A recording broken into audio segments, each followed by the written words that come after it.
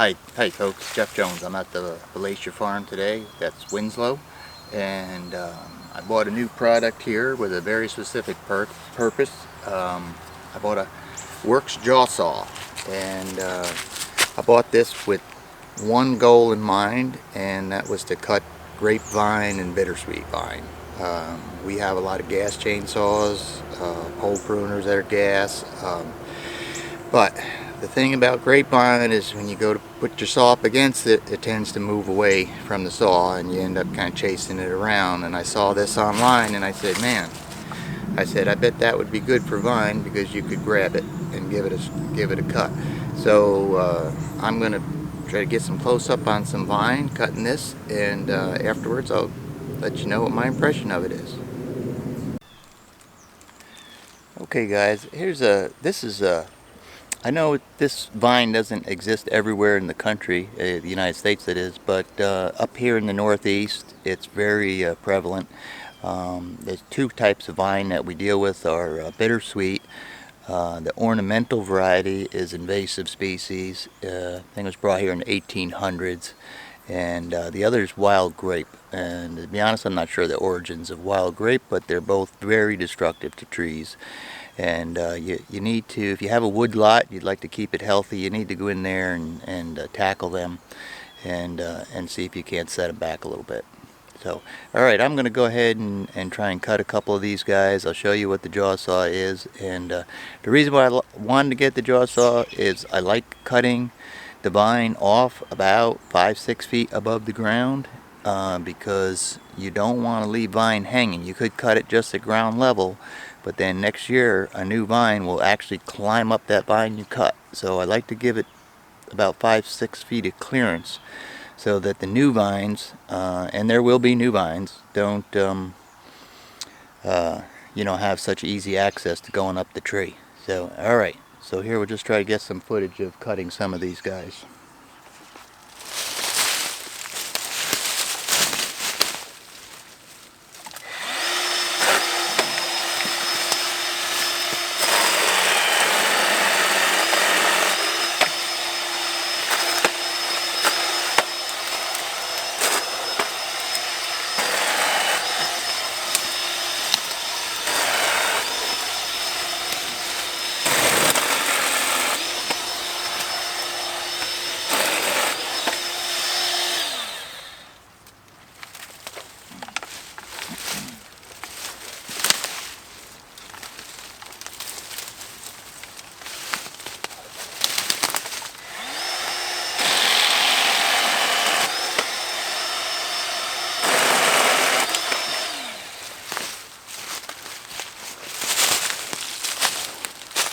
Alright, I'm just going to try and move in a little bit closer, get a little better close-up of this saw cutting.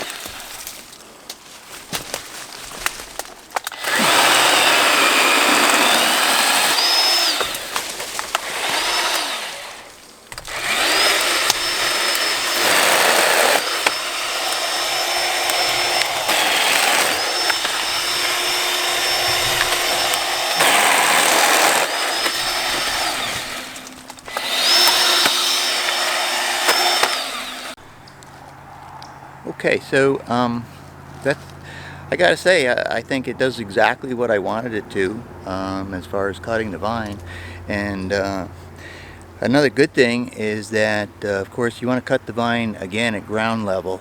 And I had an unexpected benefit of the saw is that you can literally put it down on the vine, over the vine, and run the trigger and nothing touches the ground. Anybody's used a chainsaw, you know that just touching the ground dulls your saw up pretty immediately. So this way, the saw actually protects itself. Put it right down on the ground over the vine, push the trigger down, and she cuts the vine. You never have to worry about the saw touch. I'm going to get some close-up of that.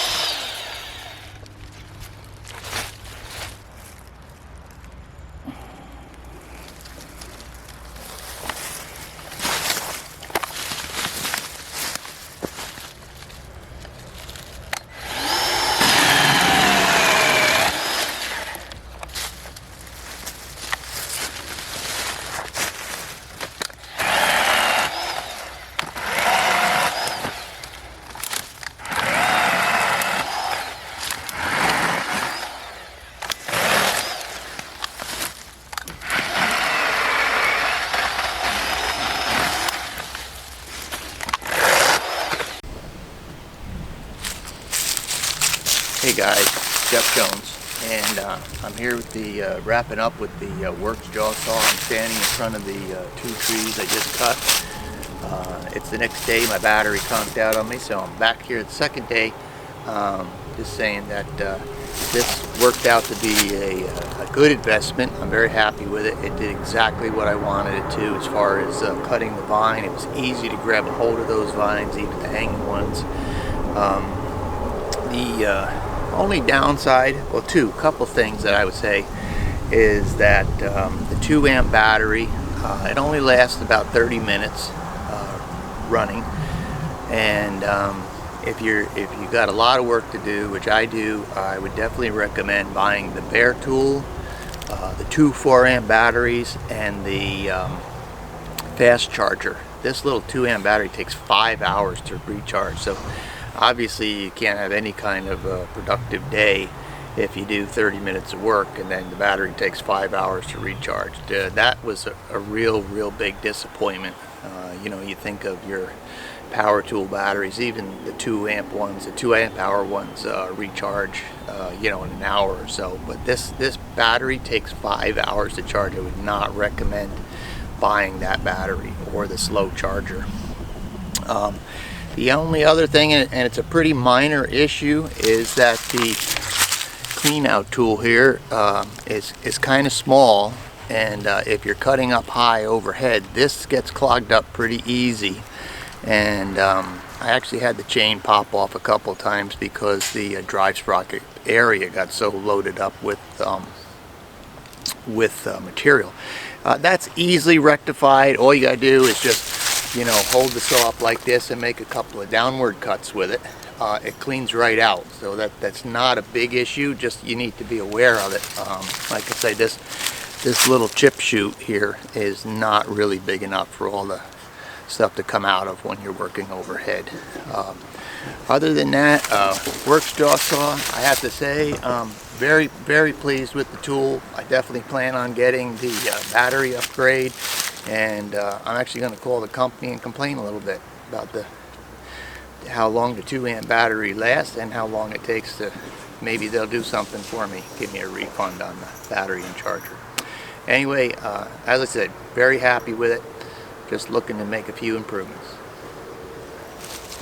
Okay, I guess I just want to touch on one other thing with the JawSaw and the 2 amp battery, is that if you're a homeowner and you just want to have a saw there charged up, so if you have a storm and you have some branches you want to cut, this will be fine for you. I mean, I'm saying I only need the 4 amp batteries because I want to go out and do you know, a few hours work. I don't want to just do 20 minutes of work and then be done for 5 more hours while this recharges. So depending on your situation, The 2 amp battery and the slow charger might be all you need.